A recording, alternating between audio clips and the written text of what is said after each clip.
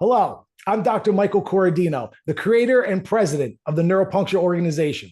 Each week, we will be uploading and sharing short videos to highlight Neuropuncture's powerful neuromodulating electroacupuncture techniques, discuss medical conditions, and explore our unique neuropuncture treatment approaches.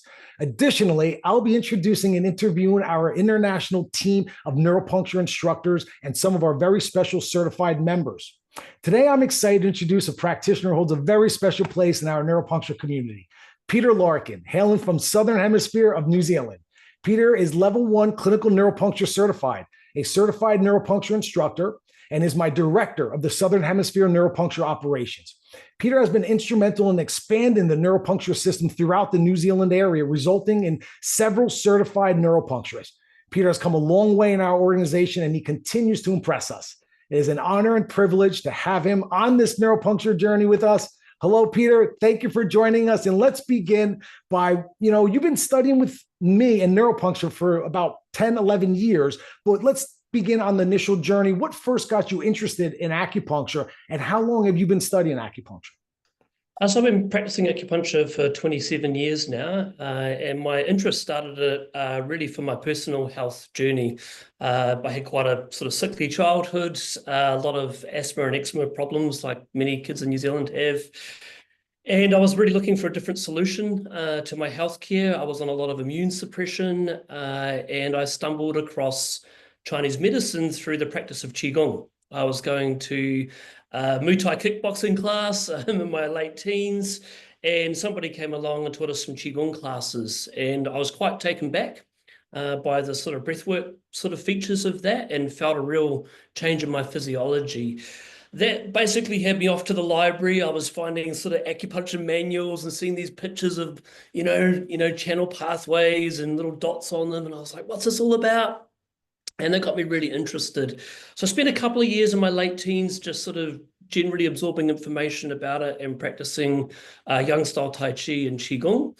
And then I met my mentor, Olatunji, who ran the acupuncture school in New Zealand. And he pointed out to me that as a musician, I'd be quite a potentially good acupuncturist. And that started my journey in Chinese medicine, where I went through my biomedical degree through the university there, and acupuncture concurrently at the same time. So by the time I was in my early 20s, I was in clinical practice and pretty scared of my patients. What year was that, if you don't mind me asking, when you started acupuncture? My first year in Twaina Clinic, I was 21 at the time, and I'm 48 now. So okay, all right. What was the date? What year? Like 19? Or is it? Oh God, that would have been 1998, I think. Yeah, it's great. Yeah, a long time ago now. Nice. All right. And then I remember when I came down to New Zealand, I remember Janine introduced us, and she specifically pulled me aside and she said, keep your eye on Peter. He's an excellent practitioner and an amazing teacher. And I remember the entire workshop, you were definitely keeping your eye on things. And, oh, I like that. And you were shaking your head and nodding. So tell me about that experience. And, you've been studying neuropuncture now for many years. How's that impacted your professional career? And just tell me a little bit about that. Yeah, so when Janine told us that you were going to come over, your first book had been published. So we had that in the library at the school, and I felt a real affinity with your work. I was really interested in neuroanatomy and physiology, and as a teacher at the school, we'd been trying to create courses that would teach functional assessment regimes for pain and orthopedics. So I sort of had a little bit of a dabble into that world, and then we came to your workshop. And I had never used an electrical device on an acupuncture needle before. So my entire career, we had them at the school, but they were these old sort of devices that looked like they came out of the Cold War of China or something. And we just really had no idea what we were doing with electroacupuncture at all. And I really remember that workshop because you were sort of putting your hand up and saying, anybody want to be a patient so I can demonstrate? So I put my hand up and I was like, oh, I can't wait to feel this, and got onto the table. And we clipped up the sciatic prescription. We were doing sort of L4, L5 at the Huatao Jiaji down onto the common peroneal nerve. You put 2 hertz millicurrent down there. And it's the first time I'd felt electricity sort of pumping through my foot and my legs moving. And I was just blown away by that. I was like, this is going to be game changing for our industry. And that really, really grabbed my attention. Secondarily, when you taught the history of Chinese medicine in that workshop, I felt like that was the first time that had been delivered to me with any common sense, realistically, and truth behind that story. So that was really caught my attention. And towards the end of the workshop, I remember you saying, "Oh, we've got this thing called the Neuro Lab. We're going to start having cohorts come through for training, and I'm looking for people that might want to join." So I sort of finished the 3-day workshop, went home, and I think I emailed you like the very next day, pretty much, as soon as you got back to the States, and said, "Can I jump on in?" And was very lucky to get into the first cohort with people like Tanya and which was absolutely fantastic. From there, I went through the entire Neuropuncture platform in its early evolution there. So I did all the level 1 training. Then the fast track came through. So then basically did all of that again. At that time, I think it was a 16-week program, and now maybe 20 weeks. So it's extended a little bit in that time. And that led to my first cadaver lab to get qualified. So saved up a bit of money in clinic, which was booming at that point because I was using all my Neuropuncture prescriptions and getting really comfortable with electroacupuncture modalities. Came over to Florida and did our first cadaver lab together, which ultimately is a life-changing experience for anyone who hasn't done that before. And, the takeaway from that was what I thought anatomy was and how we were taught it was not what it looks like at all once you actually get in there. And I came back from the cadaver lab with an immensely enhanced confidence in my needling technique. The first cadaver lab we did was actually mainly the head, face, and neck, and we did the spinal column and the Huatao Jiaji sort of distribution as well. And I just came back to New Zealand with all of the needling techniques for the face and the neck. I felt really confident with that. And I immediately was very attracted to wanting to utilize that for traumatic brain injury patients because where we are in New Zealand, well, to be fair, it's a global problem, but we love getting head injuries here. And that led to quite a big shift in my clinical career because part of the Neurolab at that point was I had to do a presentation to get my certification. So we came up to the local medical centre here in the region that I live in, and I did a presentation on neuropathies and the sort of basic foundations of neuropuncture to 20 GPs, which would be your MDs, 40 nurses, and about 15 specialist groups here at the hospital. After I did that talk, I was immediately invited to come and work here, and we took our private clinic and we brought it into what we call a DHB, a district health board. So to date, we are the only acupuncture-based clinic in New Zealand that are inside a district health board and working closely with medical practitioners. And I believe that's because of the communication skills that we learn in neuropuncture, how to really speak their language, being able to use evidence-based, clinically reproducible prescriptions with confidence, and then ultimately speaking, answering some big problems for the medical system here, which realistically to date, we actually don't have a lot of good ways of dealing with a lot of features of traumatic brain injury, particularly cognitive, circadian rhythm, and mental health features of those conditions. So I really started targeting those areas and building our practice around that. And that's really led to my specialization in that area throughout my experience in neuropuncture. That's incredible, Peter. That really is. God, I know that work you're doing down there is really making a big difference. I get a lot of feedback from practitioners down there that go to our workshops down there that you teach, and very, very happy and excited with the content. You talked about the vagal nerve stimulation. I know that's been a really lot of exciting buzz lately. It's a lot in Neurolab we're doing now with the auricular branch of it. Why don't you tell us a little bit something about that gets you excited? I know there's a lot there, but give us something that just one little snippet that gets you really excited. Well, firstly, when we came into the Neurolab and we started doing the vagus nerve modules and learning how to treat that, I had an immediate affinity with that because I've had a real interest in vagus nerve stimulation from a breathing perspective for a long time through my Qigong practices. So I was well aware that we could sort of activate that pathway with particular breathing and movement patterns. But then we sort of started learning how to clip, electrodes into the ears on our needles and stimulating it directly through the auricular vagal branch. So I was very fascinated by that because of my previous sort of experience from a Qigong perspective. And I started seeing some really interesting outcomes in clinic, particularly in traumatic brain injury patients with cognitive decline. And so what we started to sort of realize was that not only was it sort of helping to modulate the autonomic nervous system in the context of its parasympathetic outflow, it was really distributing itself through the central autonomic networks.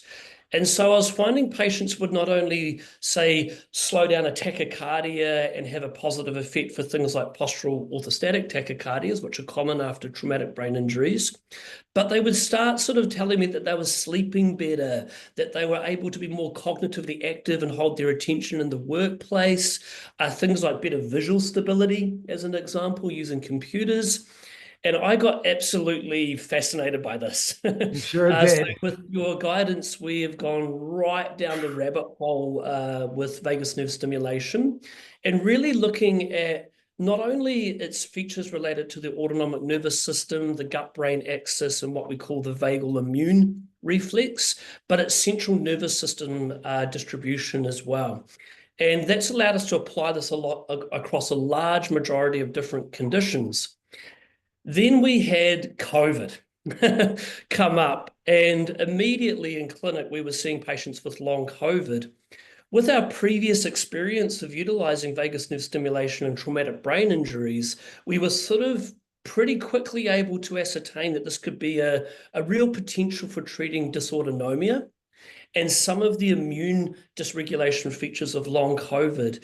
And so both you and I have worked for countless years now on developing a variety of different prescriptions combining vagus nerve stimulation with other types of prescriptions that we utilize in neuropuncture to specifically target some of the cognitive and physical features of long COVID as well. And that led to our long COVID module, which we started teaching over the last couple of years for all our acupuncture community. So it's been a huge success for us. And to be fair, as I move into my doctorate program, I'll be now really focusing on specific electrical parameters with pulse widths to recruit different aspects of the various different tissue modalities of the vagus nerve. So that's our big goal for the next few years from here on in. Yeah. Very excited, man. I can't wait to see that research. That's going to be really, I think that's going to be game changing. And it gives our practitioners such powerful tools, research supported, evidence based. And that's what we do in neuropuncture. I think that's such an important factor that we can offer that to our profession. Last thing, do you have any quick, nice clinical cases you could tell us? I know you have so many of them, but anything ring a bell that really stands out to you? Well, actually, I just to stay on vagus nerve because I had a really cool experience with this just in the last week. One of the potential uses of vagus nerve stimulation is for post-anesthetic cognitive decline. So patients that have had anesthesia during a surgery may not recover from that well. And what we often see is they might have some cognitive deficits. So it sort of comes into that overarching theme of what they call brain fog, which is about 200 different sort of symptoms. But what we've been finding, and I had a really good case this week with this, was patients coming out of anesthesia, when they have cognitive deficits like inability to read, stay in concentration, maybe things like word finding as an example. When we use vagus nerve stimulation, we see an immediate benefit on their cognitive functionality. And so we can test this with cognitive tests where we can give them assessments to sort of see where there may be deficits there. Then obviously use their subjective plus our objective exams to assess how they're doing with that. So I had a really beautiful case this last week with a lady coming out of a hip surgery. She was really dealing with word finding issues, inability to stay awake during the day, feeling very, very sleepy. And so we used vagus nerve stimulation only, so no other treatment at all. And within 3 treatments over 1 week, she came back the next week and said to me that her cognitive functionality had come back online. Fantastic. And I believe that this is really to do with the way that the vagus nerve stimulates a particular node in the brainstem called locus coeruleus, which controls norepinephrine, which is adrenaline in the brain regulation. And I think that that can really help facilitate some of these sort of ability to focus, stay on attention, and to learn. This enhances brain plasticity. And then secondarily, the vagal immune reflex. I think there's sort of inflammation cascades that come in after surgeries, as we know, and this really helps to provide us with some really good benefits from an inflammatory perspective as well. So we're seeing some really cool cases like that coming through, and the reality is the non-invasiveness and the simplicity of the technique is very attractive for patients that are coming out of a surgical procedure like that. Yes, and that's just one, obviously, auricular portion of the full entire auricular neuropuncture system, which is just one portion of the full neuropuncture system. So that's just one aspect to it. Great job. I love hearing stories like that. I love the work you do, Peter. Any quick last final notes? Look, obviously, firstly, a great thank you to you, Dr. Mike. You've been an amazing mentor and friend over the last decade.